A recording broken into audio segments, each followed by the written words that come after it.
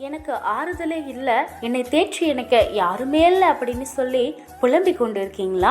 தேவ வசனம் என்ன சொல்லுதுன்னா, என் உள்ளத்தின் விசாரங்கள் பெருகுகையில் உம்முடைய ஆறுதல் என் ஆத்துமாவை தேற்றுகிறது. சங்கீதம் 34:19. நீங்க வாழ்க்கையில ஆறுதல் இல்லாம புலம்பிக் கொண்டிருக்கீங்களா? வேதநிலை சோதனையா வாழ்க்கையை நடத்தி கொண்டிருக்கீங்களா? கவலையே படாதீங்க. ஏசப்பாவை உங்க தகப்பனாகவும் அரவணைக்கும் தாயாகவும் நீங்க தத்தெடுத்துட்டீங்கன்னு வச்சுக்கோங்க. மத்ததெல்லாம் அவரு பார்த்து பாருங்க. இயேசுவை நம்பினோர் கைவிடப்படார்.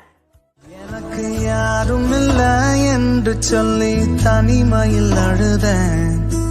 நான் இருக்கன்னு தேடி வந்து கட்டி பிடிச்சீங்க.